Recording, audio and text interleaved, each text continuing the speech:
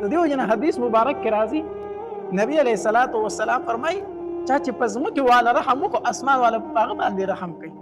نو خدیجه رضی الله تعالی فرمایي وایي زما محبوبه ته به چېرته خراب نه راځي، الله به په تا رحم کوي. او بیا یې روان کو د خپل تره زوی ورقه ابن نوفل لا یې بوست. هغه د تورات لوی عالم دی، هغه ته به ته د خپله واقعه بیان کړي چې داسې چل شوی. په هر حال خبره مې درته دا کوله چې د الله د مخلوق سره رحم کول، د الله په مخلوق باندې مهربانه کېدل، خاص کر د کونډو او د یتیمانانو ډېر خیال ساتل، د هغې ډېر زیات خیال ساتل، د یتیمانانو ډېر خیال ساتل. نبی علیه الصلاة والسلام باندې چې اول ځل وحي راله که نه، اول ځل پې وحي راله په غار حرا کې چې نبی علیه الصلاة والسلام کور ته راغی نو خدیجې بیبي ته وایي زملوني زملوني، خدیجه په ما باندې تبه راغلې د یخني راله کېږي، ما په کمبلو کې پټ کړه. خدیجه رضی الله تعالی عنها په زر زر څادرې واچولې، نبی علیه السلام په کمبلو کې پټ کړه. چې کله د نبی علیه الصلاة والسلام د طبیعت ښه شو نو خدیجه رضی الله تعالی عنها ته تپوس کوي زما محبوبه تا له ولې څه چلو شو؟ نبی علیه الصلاة والسلام ورته ټوله واقعه ذکر کړه چې نن را سره غار حرا کې دا چلو شو، زه خو د ډېر وخت نه هلته عبادت کوم، خو نن را سره داسې وشو. نو خدیجه رضی الله تعالی عنها ورله تسلي ورکوي وایي زما محبوبه، ځکه نبی علیه الصلاة والسلام وفرمایل وایي خدیجه زه یېرېږم زه به مړ شم، زه یېرېږم زه به مړ شم. نو خدیجه بیبي ورله تسلي ورکوي وایي زما محبوبه ته به چېرته بد نه راسي، ځکه چې ته د یتیمانانو خیال ساتي، ته د کونډو خیال ساتي، ته د غریبانو مددګار یې، نو الله به تا څنګه سپوروي او تا به بد راولي. ګوره لا قرآن نه دی نازل شوی، احادیث مبارکه نه دي راغلي، په هغې زمانه کې هم نبی علیه الصلاة والسلام د یتیمانانو او د کونډو به ډېر خیال ساته. د دې وجې نه ورته خدیجه رضی الله تعالی فرمایي وایي الله به چېرې تا بد نه راولي، ځکه ته د الله د مخلوق ډېر خیال ساتي. د دې وجې نه حدیث مبارک کې راځي نبی علیه الصلاة والسلام فرمایي چا چې په ځمکې والا رحم وکړو اسمان والا په هغه باندې رحم کوي. نو خدیجه رضی الله تعالی فرمایي وایي زما محبوبه ته به چېرته خراب نه راځي، الله به په تا رحم کوي. او بیا یې روان کو د خپل تره زوی ورقه ابن نوفل لا یې بوست. هغه د تورات لوی عالم دی، هغه ته به ته د خپله واقعه بیان کړي چې داسې چل شوی. په هر حال خبره مې درته دا کوله چې د الله د مخلوق سره رحم کول، د الله په مخلوق باندې مهربانه کېدل، خاص کر د کونډو او د یتیمانانو ډېر خیال ساتل، د هغې ډېر زیات خیال ساتل، د یتیمانانو ډېر خیال ساتل، د کونډو ډېر خیال ساتل. ځکه حدیث مبارک کې راځي نبی علیه الصلاة والسلام فرمایي چې ای زما صحابه کرامو د دوو کمزورو د حقوقو ډېر خیال ساتئ، د دوی په حقوقو کې کوتاهي ونه کوئ. چېرته صحابه کرامو تپوس وکړو د الله پاکه پیغمبره کوم دوه کمزوري؟ نبی علیه الصلاة والسلام وفرمایل یوه زنانه او دویم یتیم، د دوی د حقونو په ډېر خیال ساتئ، دا کمزوري دي، دا ستا د جواب نه دي، د دوی باندې ظلم مه کوه، د ښځې سره به هم زیاتی نه کوئ، د ښځې سره به ظلم نه کوئ. ځکه حدیث مبارک کې راځي نبی علیه الصلاة والسلام فرمایي په میدان محشر کې چې الله د بندګانو د حقونو متعلق تپوس کوي نو د سړي نه به د ټولو اول د ښځې متعلق تپوس کېږي. په حقوق العباد کې به د ټول نه لومبې تپوس چې د سړي نه کېږي نو د ښځې متعلق به کېږي. الله تبارک وتعالی به ورته وفرمایي ای بنده تا لره زما دا بندۍ زما په نوم باندې حلاله شوې وه، د دې سره دې ظلم کړی دی او که انصاف دې کړی دی. لکه نکاح چې مونږ تړو که نه داسې وایو که نه دا قبوله کړې ده په نکاح شرعي محمدي سره، نو زما دا بندۍ خو تا له حلاله شوې وه زما په نوم باندې، ظلم دې ورسره کړی دی که انصاف دې ورسره کړی دی. نو د قیامت په ورځ به په حقوق العباد کې د ټولو نه اول تپوس د خاوند نه د ښځې متعلق کېږي. د ښځې سره به ظلم نه کوي، ښځې د خاوند سره د مټ ته اړولو نه ده، د خاوند د جواب نه ده، هغه کمزورې ده. نو دا نه چې دا ستا وینځه ده، ستا نوکره ده په کور کې، دا ستا د ژوند ملګری دی،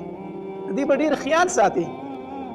دې باندې به ستړي راځي، دې باندې به تکلیفونه راځي، دې ته به تسلي ورکوي. الله ته مضبوط پیدا کړی، هغه کمزوري پیدا کړې ده. الله ته مضبوط دې له پیدا کړی چې دې کمزوري ښځې له ته تسلي ورکړي. ته الله دې له مضبوط نه پیدا کړی چې ته په دې ښځه باندې ظلم وکړي، ته ظلم له نه پیدا کړی. نو نبی علیه الصلاۃ والسلام فرمایلی د دوو کمزورو متعلق د الله نه ویریږئ، د دوی د حقونو ډیر خیال ساتئ، یو ښځه او دویم یتیم. یتیم د یتیم سره به ظلم نه کوي، ځکه حدیث مبارک کې راځي وایي چې کله یتیم څوک په جړا کې د الله عرش پړه کېدو شي،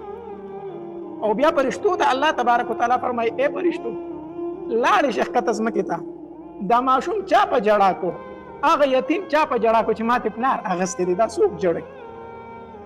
یتیم سره به ظلم نه کوي، یتیم سره به خیرخواهي کوي څومره چې درنه کېږي. حدیث مبارک کې راځي نبی علیه الصلاۃ والسلام فرمایي وایي په کورونو کې بهتر کور او غوره کور او بختور کور هغه دی په کم کور کې چې د یتیم کفالت کېږي او د هغه خیال ساتلی کېږي. دا ډېر بختور کور دی چې په کم کور کې یتیم موجود دی او دا کور والا د هغه کفالت کوي، ظلم ورسره نه کوي، زیاتې ورسره نه کوي. او بیا نبی علیه الصلاۃ والسلام فرمایلی په کورونو کې بدترین کور، ناکاره کور، بې برکته کور هغه کور دی چې په کم کور کې د یتیم سره زیاتې کېږي او ظلم کېږي. دا په مخ د ځمکه بد کور دی چې په کم کور کې د یتیم سره زیاتې کېږي. نو د یتیم به ډېر زیات خیال ساتي، ځکه دا بې اسرې دی، د ده څوک نشته دی، د ده د رضا کولو هم څوک نشته دی، چې په ژړا شي د ده د پخلا کولو هم څوک نشته. نو د کمزورو خلکو په خپله معاشره کې ډېر خیال ساتئ، ښه ډېر خیال ساتئ. د کمزورو سره ظلم مه کوئ، کمزورو سره ظلم مه کوئ، زیاتې مه کوئ، الله پې ډېر خفه کېږي، الله پې ډېر خفه کېږي. د یتیمانانو، د کونډو، د غریبانانو، د مسکینانو ډېر خیال ساتئ، الله به درنه ډېر خوشحالوي. ځکه او په خپل مال کې د دې خلکو حصه کوئ، په خپل مال کې د یتیمانانو، د کونډو، د مسکینانو د دې حصه کوئ. ځکه حدیث مبارک کې راځي نبی علیه الصلاۃ والسلام فرمایي وایي د چا په مال کې چې د کمزورو حصه وي الله دغه مال چرته نه بندوي او نه ختموي. کوم مال کې چې د نورو خلکو حصه وي الله چرته دغه مال په دې انسان نه بندوي، ځکه دومره د یو انسان د برکته به الله تعالی دا مال درکوي. په خپل مال کې د غریبانانو، د یتیمانانو، د کونډو د دې خلکو ډېر خیال ساته، ډېر خیال ساته. سوچ وکړه که نه، ځان ته لږ سوچ وکړه، ځان ته لږ سوچ وکړه. 2 ورځو له بیمار شي یا چېرته لاړ شي د بچو در سره څومره فکر وي، څومره فکر در سره کوي. لږ غونته بیمار شي دا سوچونه کوي یاره زما د بچو به څه کېږي. چېرته په مسافرۍ لاړ شي ټوله ورځ در سره دا سوچ کوي چې د وړو به څه شوي، د ماشومانو به څه شوي. د کوم ماشوم چې پلار نشته د هغه فکر دی کړی دی، هغه خو د سره پلار نشته دی، هغه به څومره ضروریات لري، هغه به کمې کمې خبرې ته حاجت نه لري، خو څوک یې نشته دی. نو د یتیمانانو سره ظلم مه کوئ. حدیث مبارک کې راځي نبی علیه الصلاۃ والسلام فرمایي وایي 7 هلاکوونکي څیزونه د دې نه ځان بچ کړئ. 7 څیزونه داسې دي چې دا انسان هلاکوي. نو چې نبی علیه السلام فرمایي چې انسان هلاکوي نو دا انسان په هلاکت کې شک نشته دی که نه. 7 څیزونه داسې دي چې دا انسان هلاکوي، انسان تباه کوي، د ایمان نه خلاصوي. نو نبی علیه السلام فرمایي د دې 7 نه ځان وساتئ. کم یو نبی علیه الصلاۃ والسلام فرمایي الشرک بالله، د الله سره شرک کول، دې نه ځان وساته. شرک ته هلاکوي، چې شرک ته وکړو د ایمان نه خلاص شوي. هر څه کوونکی الله دی، د الله سره په دې کائناتو کې څوک شریکو نشته دی، په هیڅ شي کې ورسره شریک نشته، په هیڅ څیز کې. ځان د شرک نه وساته. دویم نبی علیه الصلاۃ والسلام فرمایي والسحر، جادو نه ځان وساته. جادو نه، الله دا جادو انسان د ایمان نه خلاصوي. جادو انسان د څه نه خلاصوي؟ د ایمان نه خلاصوي. کوم انسان چې جادوګر ته لاړ او جادو یې پرې وکړو ځان یې د ایمان نه خلاص کړو. د جادو نه ځان ساتي.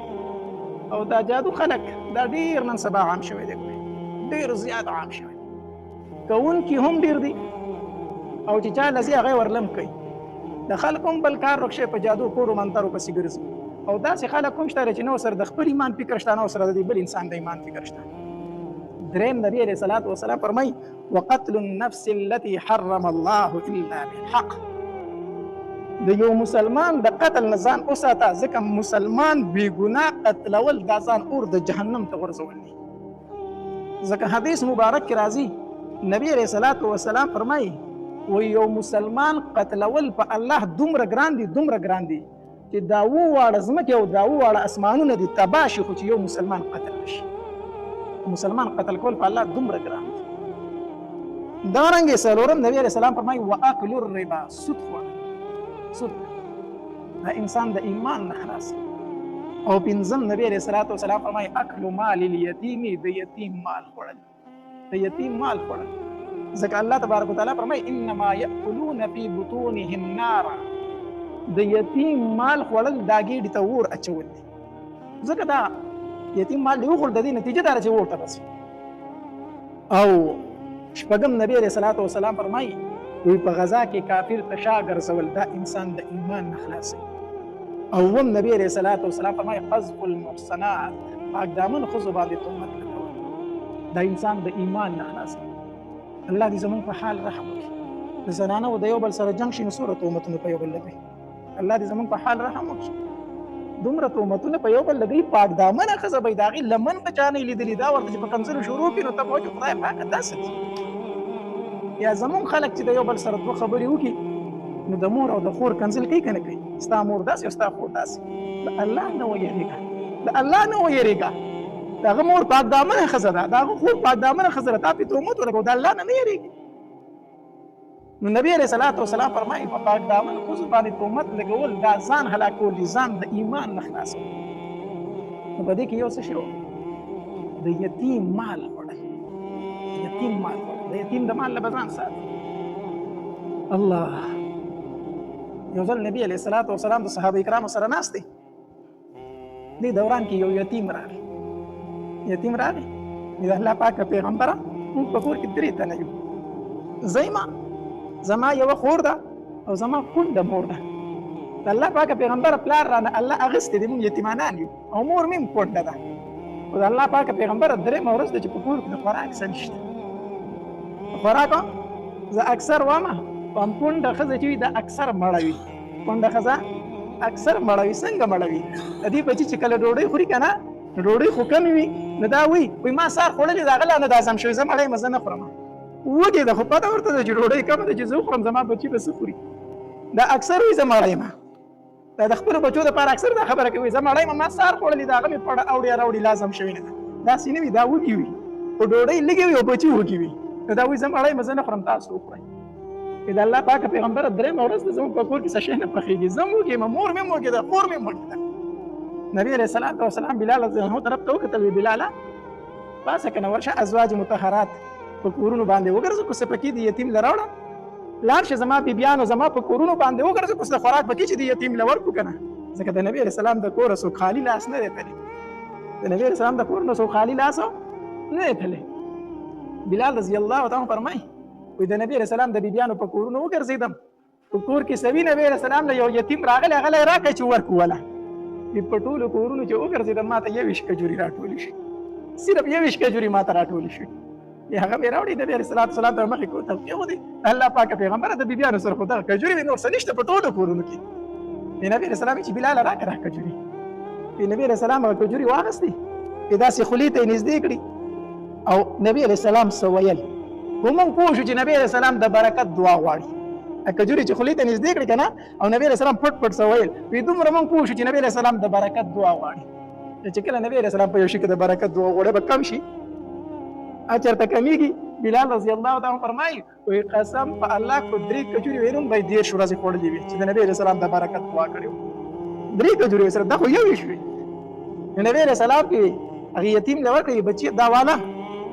دا کور ته اوسه، خو سهار تیم خورئ او ماښام تیم خورئ، سهار تیم خورئ او یوازې به ته نه خوري، په خپلې خور تیم خوروه، او یوازې خور نه په مور تیم خوروه، 3 واړه د دې نه سهار او ماښام خوراک کوئ. یتیم روان شو. بلال رضی الله عنه ته فرمایل ای بچیا دا ګورې معمولي ونه ګڼې دي کې نبی علیہ السلام د برکت دعا کړې ده. هغه یتیم چې روان شو داسې ووت د مسجد نبوي نه لږ لاړ، نو معاذ ابن جبل رضی الله عنه د خپل ځای نه پاسېد، غلی پاسېد، نبی علیہ السلام په نظر کې ساري. معاذ ابن جبل په دې یتیم پسې شاته روان دی چې لږ فاصله کې لاندې کړو، نظر یې ورله په سر باندې لاس کېښود، داسې لاس یې پرې کېښودو او بیا یې ښکل کړو، معاذ ابن جبل ته واپس را روان شو. چې کله راغی د نبی علیہ الصلوۃ والسلام مجلس ته، نبی علیہ الصلوۃ والسلام ته تپوس وکړو چې معاذ ابن جبل په دې یتیم پسې ولې لاړې او په دې سر دې ولې لاس ولې کېښود؟ د الله پاک پیغمبر دا رسمي پې وشو، خفه شوم پې، دا سر باندې مې ولې لاس ځکه کېښودو چې دا رسمي پې کېدو. نبی علیہ الصلوۃ والسلام فرمایلی هي زما صحابه کرام وورئ چا چې د یتیم په سر باندې لاس کې خودو او د هغې د لاندې څومره ویښته راله دومره به ورله الله نیکۍ ورکړي، دومره به الله ګناهونه معاف کړي او دومره به الله درجې اوچتې کړي، دومره به الله درجې اوچتې کړي. الله او نبی علیہ الصلوۃ والسلام په یو بله موقع وفرمایل وی چا چې په یتیم باندې ډوډۍ وخوړوله د یتیم کفالت یې وکړو، نبی علیہ الصلوۃ والسلام فرمایل وی انا وکافل الیتیم فی الجنة هکذا. دا دوه ګوتې داسې کړې د شهادت ګوته او دا منځنۍ ګوته. نبی علیہ الصلوۃ والسلام فرمایل وی چا چې د یتیم کفالت وکړو زما سره به په جنت کې داسې یو ځای څنګه چې دا ګوتې یو ځای دي داسې به په جنت کې یو ځای چا چې د یتیم کفالت وکړو.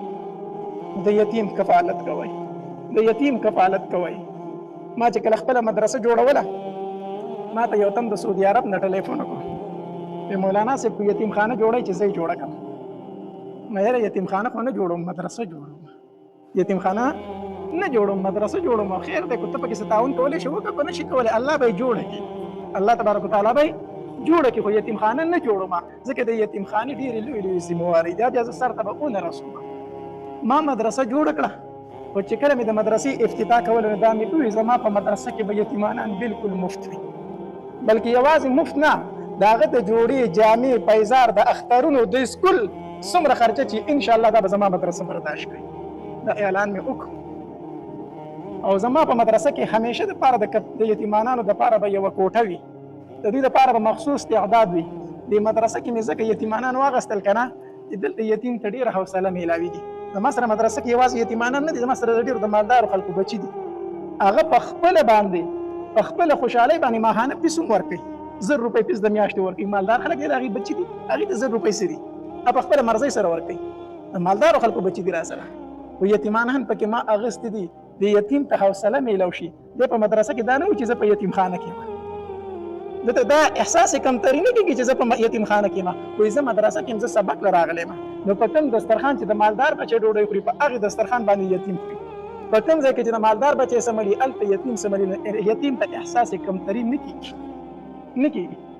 او الحمدلله موږ پکې یتیمانان اغوستي او زموږ اداره د هغې ټوله خرچه برداشت کوي. الحمدلله زه یې نشم برداشت کولی، زه به څه وکړم، خلک یې برداشت کوي. الله نو انا وکافل الیتیم هکذا فی الجنة هکذا. نبی علیہ السلام فرمایي یتیم او د یتیم کفالت کوونکی او زه به په جنت کې یو ځای. د یتیمانانو ډېر خیال ساتئ، د یتیمانانو کفالت کوئ. زه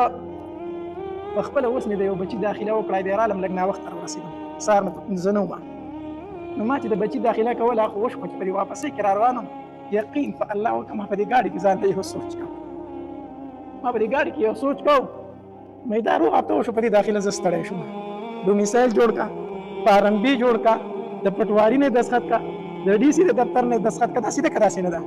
فارم ورشه انلاین ډک کا، فیس جمع کا په بینک کې. وایي دا هر څه خو زه د خپلو بچو دپاره کوم. حیران دا وم چې د کومو بچو پلار نشته، یتیمانان دي، هغه کونډه به څه کوي، هغه به څنګه داخله کوي، هغه ته ورسرې به کم ځای ته منډه وي، هغه د ډي سي دفتر ته ځي، هغه په پټواري له ځي، هغه په بینک له ځي، کم ځای ته به هغه ځي، هغه په دې څه پوهېږي. الله یا یتیم ژوند ډېر ګران دي، ډېر زیات ګران دي. د دې وجې نه په قرآن کې د یتیم ذکر 30 شپېرې شوی، 30 شپېرې 23 بار د یتیم ذکر شوی دی، د هغه د حقونو ذکر شوی دی. ازام چې د ټول نه زیات یتیمانان به په پښتنو کې، د ټول نه زیات یتیمانان به په چا کې؟ په پښتنو کې. ځکه پښتانه یو بل هم وژني، صحیح شو، او په حادثاتو کې هم ډېر مري. یو بل هم خو په ځوانو کې وژني، په یو بل پسې په ټوپک راغستې یو بل وژني. هر سړی د بل په مرګ پسې ګرځي. دا نه ګوري چې زما خو د دې سړي سره دښمني ده، یقینا دا خو مې بد شي، خو چې دې مړ کړم نو د دغه تور سړي چې په کور کې ناسته ده،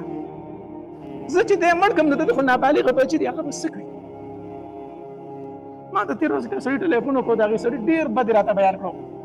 حتی تر دې پورې چې زما بېعزتي یې کړې ده. نو مولي صاحب چې زه یې ووژنم زه خو به پرې ګناهګار نه یم که نه، مې دا فتوا خو نه در کوم چې دا سړی ووژنه، دا فتوا خو نه در کوم چې ووژنه، دا اختیار تا ته نشته. خو مې زه دا سړی ډېر زیات بد شو. مې په کور کې ښځه شته، یو ښځه خو شته، مې بچي شته، یو واړه واړه بچي دي. مې دا سړی ولې ګټه وټه کوي، او مولانا صاحب مالدار سړی دی، مې دې چې مړ کړي نو دا ښځه به یې څه کوي، دا بچي به یې څه کوي. هغه ګناه شته وینم ونیسه دا هغه ګناه نشته خو واړه بچي دي مې لږ ته هغې به رحمي کول یتیمانان کوي سړی غلی ما ته یې مول صاحب داسې خبره دې راته وکړه چې بلکل حیران دې کړم اړو جواب را سره نشته ستا د دې خبرې یقینا دا سړی ډېر بد دی نو چې دې زه مړ کړم هغه یتیمانان بچي به یې څه کړي مې معافي که الله به ستا ډېر عزت سې وکړي هغه ستا بېعزتي کړي د الله به دې عزت من کړي نو به هر حال د کمزورو ډېر خیال ساتئ د ضعیفانو ډېر خیال ساتئ په دې سیلابونو کې ډېر واړه یتیمانان شوي دي د هغې خیال ساتئ په خپله علاقه کې چې کله روژه راشي زه درته چغې ومه هم بل هېڅ چاره مالې مدرسې لم مه راکوئ او هم ځان له په دې محله کې کونډې یتیمانان وګورئ او په هغې باندې دا پیسې څه کوئ تقسیم کړئ نو د کمزورو خلکو ډېر خیال ساتئ علم د رښتې دپاره دی روان شو په خپو پیزار نشته په سر ټوپۍ نشته دی کمیس نشته دی بره څادر صرف یو څادر دی په هغې د عورت پټ کړی دی لنګې والې روان دی چې هغې صحابي کور ته ورسېده ور یې وټکاو چې ور یې وټکاو د دنې نه عبدالله بن رواحه رضی الله تعالی عنه ورووتو وی هلکه څه کوې وی زه خو نبي علیه السلام رالیږلی وی څه ده وی تا هغه ته د رښتې وویل که نه وی او ما ته د رښتې ویلي وی د هغې رښتې دپاره یې زه رالیږلی یم د رښتې دپاره یې زه رالیږلی یم هغه ورته وی هغه خو ټیک ته خو ته لږ ودرېږه دلته کې لږ ودرېږه عبدالله بن رواحه رضی الله عنه کور ته ورغی خپلې بیبي ته وایي ای بیبي نبي علیه السلام زموږ لور له رشته رالیږلې ده نو هغه ورته وایي ټیک ده که نه ما ته قبول ده چې نبي علیه السلام رالیږلې وایي نه که نه ته خو لږ په دې دروازه کې ننداره وکړه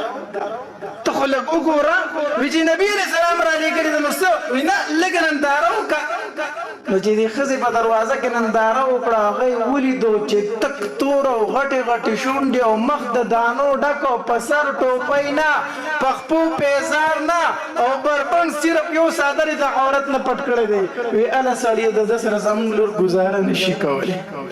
د نبي علیه السلام حکم په سر سترګو خو زموږ لور به د ده سره ګزاره ونه کړي بیا به سبا دیم خفه وي زموږ لور به هم صحیح خپه به وی ووایه ورته چې نبي علیه السلام ته ووایي چې زموږ لور له بله مناسب رشته راولېږي وی ټیک ده دا سعد اسود رضی الله عنه چې روان شو کنه د لوري دا خبرې واورېدې وی مورې څه خبرې دي وی نبي علیه السلام ستا دپاره رشته رالیږلې ده نو وی تاسو ورته څه وی لورې مونږ خو هغه رشته رد کړه مونږ چې تا له بله رشته وګوري وی ولې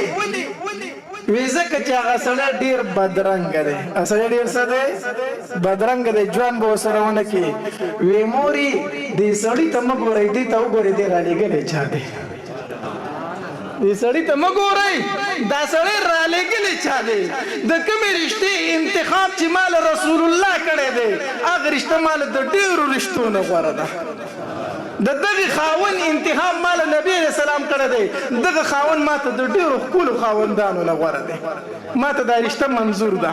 وی لورې مونږ خو ستا د وجې نه وي چې ته رضای بیا مونږ ورته هم ښه کوو وی ټیک د سعد اسود رضی الله عنه وی نبی علیہ السلام ته وایي چې دا رشته مونږ ته څه ده منظور ده سعد اسود لاړ نبی علیہ السلام خواله نبی علیہ السلام دې تپوس کوي سعد څه دې وکړو وی الله پاک پیغمبره کار وشو وی ټیک د ساده کار خو وشو خو مهر به ورکوي وی د الله پاک پیغمبر مهر پکې څه شی دی نکاح کوي او مهر نه پېژنې مهر به ورکوي نه څه خو به ورکول غواړي که نه وی د الله پاک پیغمبر دغه یو څادر مې دی چې ځان نه مې تاو کړی دی نبي علیه السلام ورته وفرمایل وی که په منځ یې نیمه خو نه به ستا شي نه به د هغې شي او که هغې له ورکوي ستا به څه شي او که ستا شي نو د هغې به څه شي دا خو یو څادر دی چې ستا دی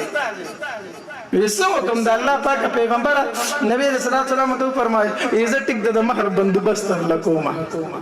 د مهر بندوبست را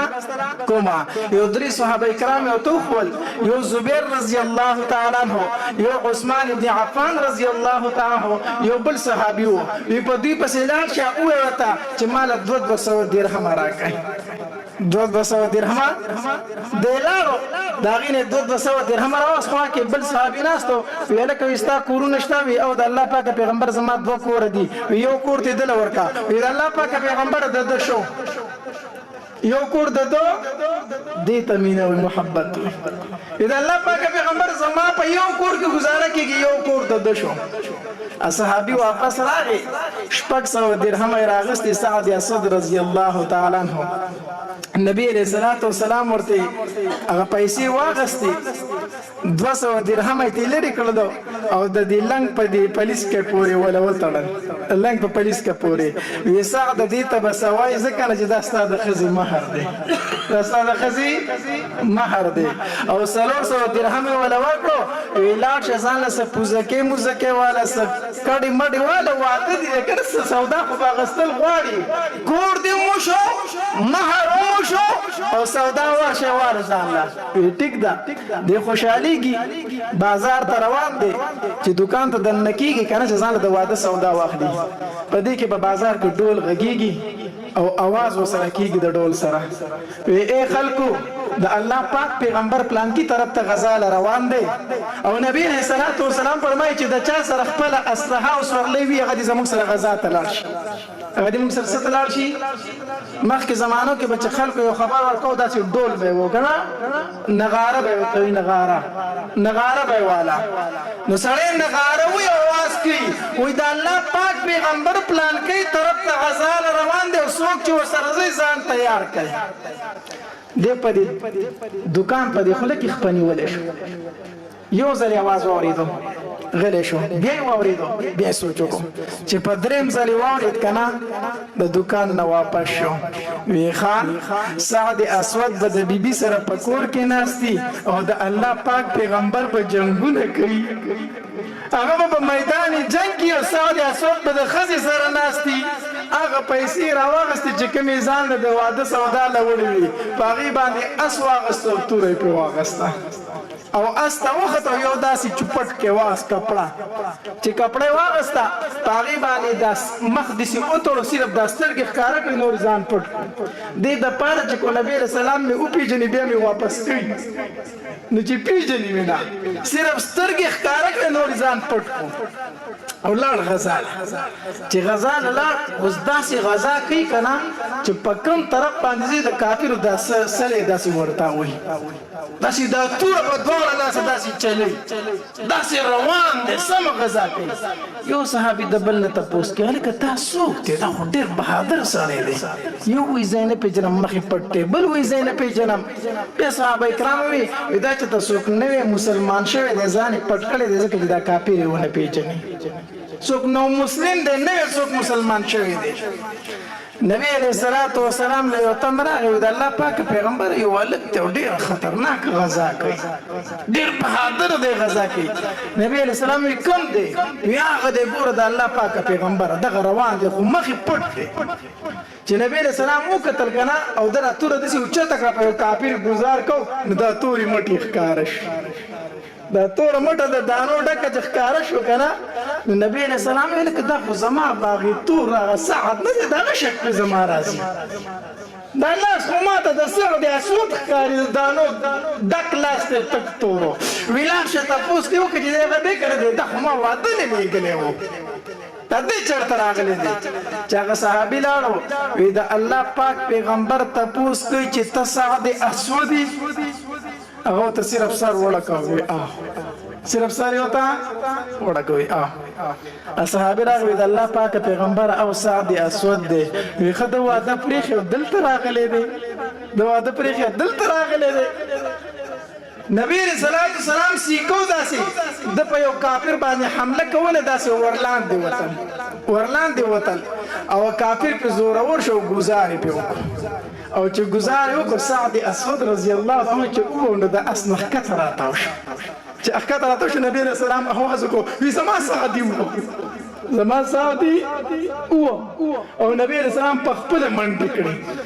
چې منډه کړی ورسید ورلکنه نو دا سعد اسود رضی الله عنه نبی رسول الله داسې خپل غیږ تر اوچت کو د مخ ول ښکارا کو کپړای ته پرانستا چې کپړای ته پرانستا نبی رسول الله والسلام د خپل کپړې راوغستی او د دې تور صحابي د مخ د وینو نه داسې پاکي د مخ ول د وینو د خور نه پاکي نو سعد اسود د لاندې نه داسې نبی رسول الله والسلام ته قتل کنه مسکه شو د الله پاک پیغمبر ما به جنت ځان تفریدي د الله پاک پیغمبر د جنت خوري می بزان ته پریدي د الله پاک پیغمبر الله په ما ځان ته پریدي د نبی اسلام د سترګو نه اوښکې روانې شوې وې ای سعده زما دې په هغې ذات باندې قسم چې کوم ذات زه پیغمبر جوړ کړی یم او تاسو ته یې رالېږلی یم د کوم ذات چې سا زما د هغه په قبضه کې ده زه به تاله ګواهي کوم چې سعد د الله د رضا دپاره د دنیا نه تللی دی اے سعده زه به ستا دپاره ګواهي کوم جنت به دې ځان ته پرېږدي د جنت حورې به دې ځان ته پرېږدي الله به دې ځان ته پرېږدي دې ته ویلی شي عشق دې ته ویلی شي محبت د نبی علیه السلام سره عشق پیدا کوي د نبی علیه السلام سره محبت پیدا کوي په نبی علیه السلام باندې درود زیات وایي په نبی علیه السلام باندې درود زیات وایي خفه شم د خپلو نوجوانانو نه یقین په الله وکړه خفه شم زه ورته وایم ږیره پرېږدوه په دې کې ته ښکلی ښکاري دا زما د محبوب سنت دي دې چاړه راواخلي په مخ باندې راوکاږي هغه مبارک ویښتو دې هغې نالۍ ته ورته وکړي په کومه نالۍ کې چې واړه بول بهیږي او دې په شیشه کې ځان ته وګوري وایي زه ښکلی شوم زه هم تا د هغې پیغمبر سنت ځمکې ته ورتاو کړو چې کوم پیغمبر ویل وی تر هغې پورې به زه په جنت کې قدم کېنږدم تر څو مې چې د ځان نه ټول امتیان مخکې نه دي داخل کړي زه هم تا د هغې پیغمبر سنت ځمکې ته ورتاو کړو چې هغه په زنکدن کې چغه واله امتي امتي زه هم تا د هغې پیغمبر سنت ځمکې ته ورتاو کړو چې په میدان محشر کې به هر پیغمبر وایي نفسي نفسي زما محبوب به وایي امتي امتي هغې پیغمبر سنت د ځمکې ته ورته وایي ته په شیشه کې ځان ته وګورې زه ښکلې ښکاره شومه دې علماو ته وګورئ دا څومره ښکلي په دې ګیرو کې ښکاري ولې ګیرې خرئ الله مونږ جنازو له لاړ شو نو هغې جنازه کې مونږ ډېر زیات خفه شو چې دې مړي نه ورشو که نه او دې په دې کفن کې پروتي او دا تازه جامتې کړی تازه جامتې کړی او په دې کفن کې دا مخ پروتي قسم په الله ډېر خفه شوم تا نه به په قبر کې تپوس کېږي چې رب دې څوک دی ته به وایې الله دین دې څه دی اسلام د چا امتی د نبی علیه الصلاة والسلام فرشتې به ویره دا خبرې دي دروغ ښکاري ځکه چې نه په اسلام جوړې او نه د نبی علیه السلام د امتي په شانتې جوړې زه هغې مړي ته ډېر خفه شم چې دې مړ شي او تاسې جامتې کړی او هغې مړي ته ډېر خوشحالېږم چې ورشم وګورم او دې په دې سپین کفن کې پروتي او په دې کفن باندې ورته دا اوږده اوږده ږیره پرته او دا تازه اوبو څاڅکي پکې پراته وي ډېر خوشحاله شم دغې مړي ته چې دا سنت ږیره یې په دې مخ باندې پرته وي وایي دا فرشتې به په خپله وایي چې دا امتي د جهنم دی د هغه سنت یې په دې مخ راوړي دې شکل صورت ته یې وګورئ دا د نبي علیه السلام امتي دی هغې مړي ته ډېر خوشحالېږم زه خپلو نوجوانانو ته وایم د الله دپاره دا ږیرې پرېږدئ دا ږیره خریل داسې ګناه ده چې هر ټیم د سړي سره موجود دي په مانځه باندې ولاړ یو دا ګناه در سره موجود ده ګیرې پرېږدئ خالقانو دا خوند کوي دا زما د جانان سنت دي دا زما د محبوب سنت دي دا ګیرې په مخ باندې ډېر زیات خوند کوي ګیرې پرېږدوئ ښه نبي علیه الصلاة والسلام راضي کوي انشاءالله چې د چا ګیرې دي خو دي مبارک مو شه خو چې د چا نشته پرېږدو به ګیرې که نه لاس اوچت کوي را سره که نه ګیرې به پرېږدو که نه ان شاء الله ګيري به پریدو دا د نبی علیہ الصلوۃ والسلام سنت دی الکانو دا ګيري پریدي د مرګ اس پته نه لګي دی وایي چې بوډا شم ګیره به پریدم نوجوان الکی تازه جامت کړی په چاپ کې ور روان یو په لار اکسیډنټ وکړي نو د نبی علیہ الصلوۃ والسلام په سنت باندې به عمل کو د الله پیغمبر به خوشاله په نبی علیہ الصلوۃ والسلام باندې به درود زیات وایو دا سو واقعات د سیرت در تزکه بیان کو چې سیرت د نبی علیہ الصلوۃ والسلام مطالعه کوي د صحابه کرامو سیرت مطالعه کوي د دین اسلام د فار ډرامې مګورئ د دین اسلام د تاریخ د فار سم مګورئ ډرامې مګورئ د سیرت کتابونه مطالعه کوي مستند کتابونه موجود دي د علماء کرامو چې د نبی اسلام د سیرت نو د صحابه کرامو د ژوند نه خبر شي باقي ماته چې بده چټ کې کوم خبره شي و نو زه خو لک خفه شوم یار دا خو تاسو زیاتې کوي په دې مسجد کې درس قرآن هم کیږي او درس حدیث هم کیږي کنه نو داسې بختور یې چې الله داسې امام درکړی دی چې درس قرآن هم کوي او درس حدیث هم کوي بختور یې قسم په الله چې بختور یې زوام دا مقتدیان په مقدس مکه بختور مقتدیان دي چې داسې امام ول الله ورکړی دی چې د قرآن درس وتم کوي د حدیث درس وتم کوي او دا خو بیا هغه ډېر محروم خلک ته چې هغه تکیږي او راځي ورلنه نو درس لا د قرآن او درس لا د احادیث نبوي صلی الله علیه وسلم ټول به حاضری کو د محلی والا کنه د محلی والا لا سوچت کې شابه د محلی والا سوچت کې ټول په درس قرآن کې شرکت کو داسې د کنه احادیث مبارکه ول برازو او د خپل علاقه د علماء سره مینه کوي د خپل علاقه د علماء سره څه کوي د لوري علماء راتلو ته هیڅ ضرورت نشته د خپل علاقه د علماء سره څه کوي مینه کوي حدیث مبارک کې راځي وې د حافظ قرآن سره پرشتي ګرځي د حافظ قرآن سره څه ګرځي نو استاد د جمعات امام چې استاد په کوڅه باندې تیریږي استاد په کوڅه کې پرشتي ګرځي استاد د جمعات امام چې په کوڅه تیریږي نو استاد په کوڅه کې څه ګرځي پرشتي ګرځي نو د بل چا ضرورت شته دی د دې امام قدر کا د عزت کا حدیث مبارک راځي بس خبر راټولو ما وی حدیث مبارک راځي دا عالم نه دی مولا دی به الله د جنت په دروازه کې ایثار کړی جنت کې ویسے کړی جنت په دروازه کې ایثار کړی وي او داخله په جنت رواني حدیث مبارک راځي اجتمع العالم والعابد روایت راځي على الصراط بل روایت راځي على باب الجنه جنت په دروازه کې مولوی صاحب الله ودرولې نو ځکه کله ما سیستم خیال دی چې دا مولوی صاحب د جنت په دروازه کې ولاړ د مقتدیان پیراش او دوی جنت ته لاړ شي نو یو بل د بخستر کوم چې سړی خو رانه سیټ تکړه دی دا څه ده کنه لا خو مولا کې صرف ځای پور کړه نو چې دا مقتدیان راشي او مولوی صاحب د جنت په دروازه کې سیټ ته ولاړی خو دوی خو به یو بل د پرستر کې وایي چې سړی خو سیټ ته وځرول سم خیال دی کنه نو دا مولوی صاحب د جنت په دروازه کې ولاړی دی بلک پریشانی کې چې سینه چې د دې ځای نه الله جهنم ته بیاي نو الله تبارک وتعالى بو ته فرمای اے مولوی صاحب اے قاری صاحب تم دې نه ودرول چې تا جهنم ته بیا الله سره دی ودرول خلک جنت ته زیوزر جنت په دروازه کې ولاړ نه کنه مولوی صاحب دا نور خلک یوازې جنت ته روان دي او چې تم یوازې جنت ته زینو پتاو په دوی کې خو فرق پاتې نشي الله سو کما نته بزان سره نور خلق جنت ته بیاي سمره بوزم لستنا نا سلطنا نا زرکسا